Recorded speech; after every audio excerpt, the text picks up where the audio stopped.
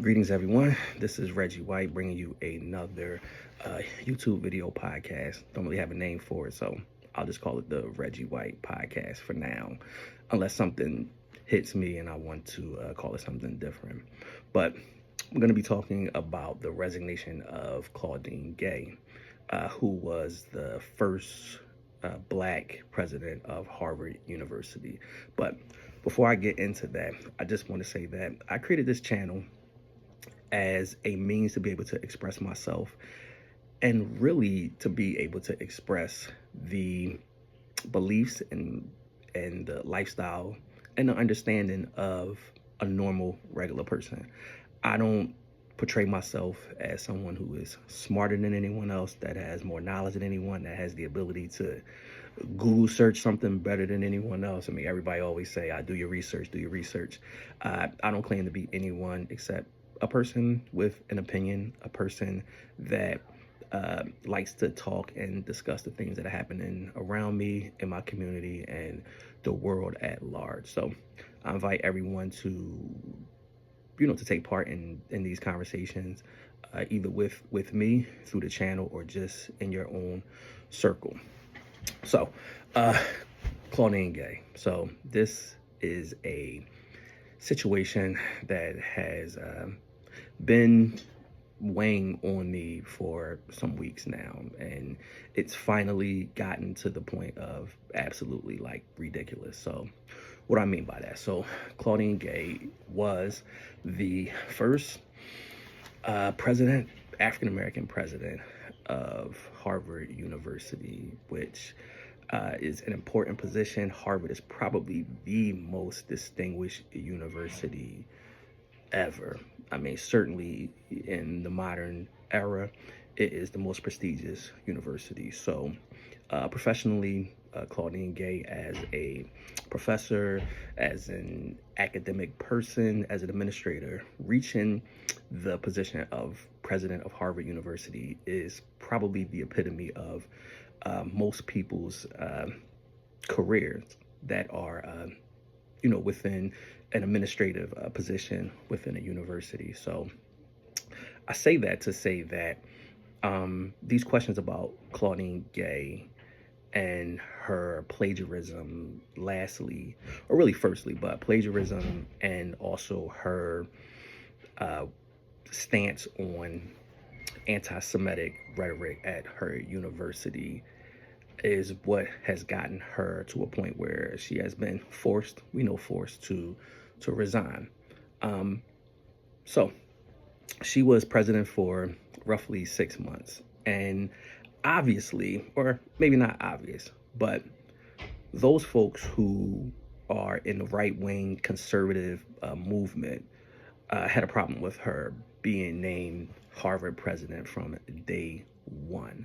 So a lot of people think that this is something that just came out of nowhere, but immediately there were questions from the right about whether or not her position was, in effect, diversity, equity, and inclusion hire.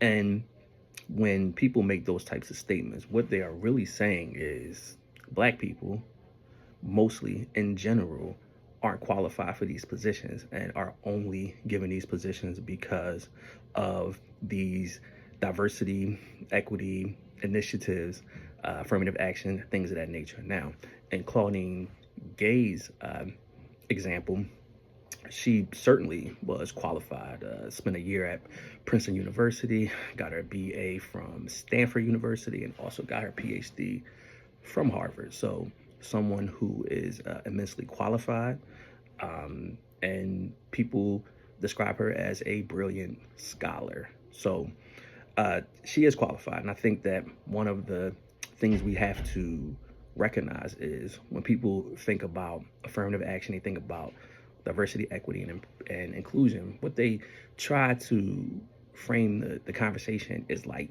these folks are only getting these positions because they are people of color, because they are women.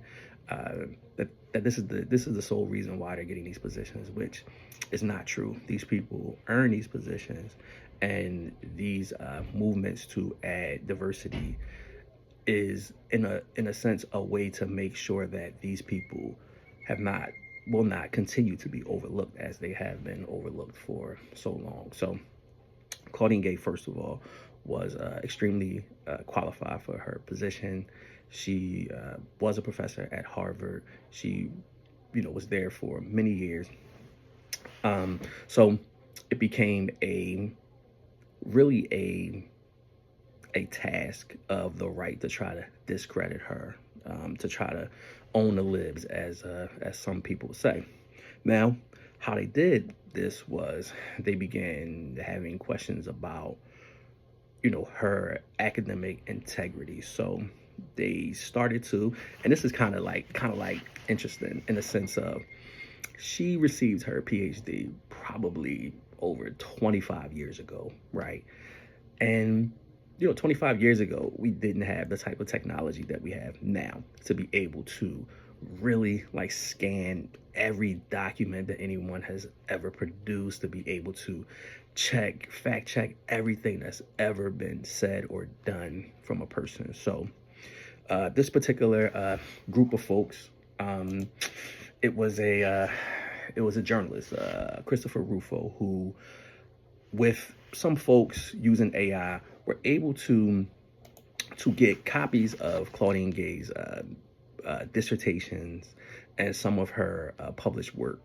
And through AI, they were able to find some discrepancies that have came to the conclusion that she has plagiarized some of her material. Now, I think that Mark Lamont Hill did a really good job in kind of breaking down what academic plagiarism is and her examples of them. So I'm not going to get totally into it, but some of the examples were not putting the correct citations, not using quotations when using authors' exact words, or changing of a word or two in a particular sentence in your work. Nothing to the point of like severe type of plagiarism where like you're copying somebody's information, or you have stolen someone's thoughts, someone's intellectual properties, or anything like that. So nothing to that degree, but plagiarism nonetheless. So that's something that she can't, possibly undo. Obviously, she can't undo it. She has made, whatever kind of corrections in terms of like citations and things of that nature to be able to, to fix those errors. But the damage is already done. So, but around around October of 2023 is when these questions about her academic history came about. So they dug up all these things, and out of everything that she did, probably dug up maybe like one or two things in 25 years. But nonetheless, these things were real. However, Harvard said that they too had researched and did their vetting process of her, and they were sticking by their decision to make her president. Well, fast forward to, I think, December. There were before we get to December, everybody should know of the October 7th attack by Hamas on the country of Israel, the terrorist attack and the disproportionate response from the Israeli government, and what has been happening throughout the world, throughout the country, but more specifically for this conversation, what has been happening at college and universities. And there was a congressional hearing to talk about and to pretty much grill the presidents of these Ivy League schools on what are they doing to maintain the safety of our Jewish students. And the Harvard, with the presidents, Harvard and University of Penn and MIT, they all gave pretty much the same answer, which I feel like was a poor answer. They didn't really get into the specifics on why They let me back up for a second. So they were asked just about the wording of someone saying or calling for genocide of Jews, and whether or not on a college campus that would uh, make a student immediately be disciplined for making those statements. And the presidents, specifically Claudine Gay, um, they tried to kind of thread a needle of not wanting to trample on people's First Amendment rights of freedom of speech, but also condemn those types of statements, those types of that type of rhetoric. So they were trying to thread this needle. Now, where they all kind of missed the mark is they were trying to have a intellectual and a nuanced conversation in a space that was not trying to engage in an intellectual and nuanced conversation. They were, pretty much getting grilled, and they should have been prepared to get grilled. I mean, they have all of the resources, all of the lawyers and the smart people around them to be able to prepare them for these types of questioning, especially considering we've all seen congressional hearings, and they're all mostly antagonistic. They don't let you answer questions. They are just like mean spirited. And everyone knows or should know that those congressional hearings are only for sound bites. They're only for uh, YouTube shorts to be able to send these out to the folks that like this type of behavior. And it's not really about getting answers. It's certainly not about protecting Jewish students. So Claudine Gay's answer was it was poor for that type of environment. She looked bad. If anyone cares to look at the video, just do a quick YouTube search. Excuse me, and you'll be able to find a video of her pretty much being grilled and not really having a really strong answer. One thing I did was I actually, took some time to listen to and to watch her the entire hearing, and the parts that were kind of cherry picked that she really didn't have a good showing. Uh, Throughout the rest of the hearing, she was very, very, very forceful in her condemnation of any type of anti-Jewish, anti-Semitic rhetoric on her campus. And a lot of the questions that the committee members had was about things that happened before her tenure. I mean, obviously, she only been a president for 6 months. So fast forward to yesterday, January the 2nd, 2024. Happy New Year. Claudine Gay, she issued a statement pretty much,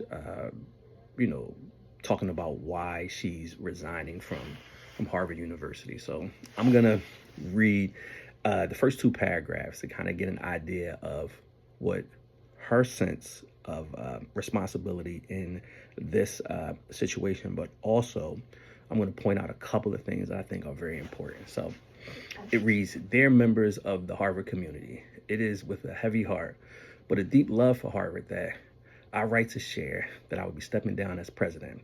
This is not a decision I came to easily. Indeed, it has been difficult beyond words because I have looked forward to working with so many of you to advance the commitment of academic excellence that has propelled this great university across centuries. But after consultation with members of the corporation, it has become clear that it is in the best interest of Harvard for me to resign so that our community can navigate this moment of extraordinary challenge with a focus on the institution rather than any individual. It is a singular honor to be a member of this university, which has been my home and my inspiration for most of my professional career. My deep sense of connection to Harvard and its people has made it all the more painful to witness the tensions and divisions that have riven our community in recent months, weakening the bonds of trust and reciprocity that should be our sources of strength and support in times of crisis. Amidst all of this, it has been distressing to have doubt cast on my commitments to confronting hate and to upholding scholarly rigor, two bedrock values that are fundamental to who I am, and frightening to be subject to personal attacks and threats fueled by racial animus. I'm going to read the last line again. Two bedrock values that are fundamental to who I am, and frightening to be subjected to personal attacks and threats fueled by racial animus. I want you guys to, just think about what that means, and think about what that means overall to you, to her, to anyone that is a person of color, African American, Black, someone that cares about the struggle, cares about the fight, and cares about really the railroading and the character assassination of, like I said, what people describe as a brilliant Black woman. But what do we get from this, or what should we deduce from this? Is that the other side is working twice as hard in order to push their narratives, in order to push their opinions, in order to push their oppression on us. What we can't do is sit by and idly just watch these things happen. What are the solutions? Some of the solutions are just people being aware that these things are going on, and being aware that these forces are pushing against us and constantly threaten who we are, and constantly threaten the types of opportunities that we have. And we should all make sure that we are doing our part to speak out against these types of injustices. Now, what I'm gonna say is that her questions about plagiarism, they're real, right? I'm not gonna sit here and say that they made it up, they lied about it. There were some questions about some of the things that she did, but Harvard, her employer, they obviously did not think that these things rose to the level of discipline, up to and including termination. Harvard, as a university, they vet these types of positions. I mean, all universities are going to vet someone that is a president. They're going to have a national search. They're going to dig through everything that you've done to make sure that things like this don't happen. So Harvard, in a sense, accepted Claudine Gay and accepted that what she's done outside of those missteps was enough for her to represent their university. Now, what happens is money and politics get in the way of, money and politics dictate decisions. And this decision to force her out was 100% based on money and politics. And when you're a university president, one of your jobs is to fundraise and to create an environment and an atmosphere where people are going to want to come to your university. People are going to want to donate money. So that's a large part of your job. And there were some donors, some big name, big money donors who were threatening to pull out of Harvard, as a result of this controversy until she resigned or they got rid of her. And Harvard, like most corporations, most institutions, are gonna choose the bottom line before they choose to be on the right side of history. So I just wanted to briefly, talk about the situation with Claudine Gay. It is something that, like I said, I've been thinking about for a while. when I first, heard about her being president. It was like a proud moment. That's something that is an accomplishment. But now she's going to go down as the first black person to be president, but also the president with the shortest tenure, which is absolutely unbelievable. So, if you guys like this video, please like or share, uh, subscribe, do all of those things, send it to everybody. And I will look forward to speaking with you guys pretty soon. Thanks.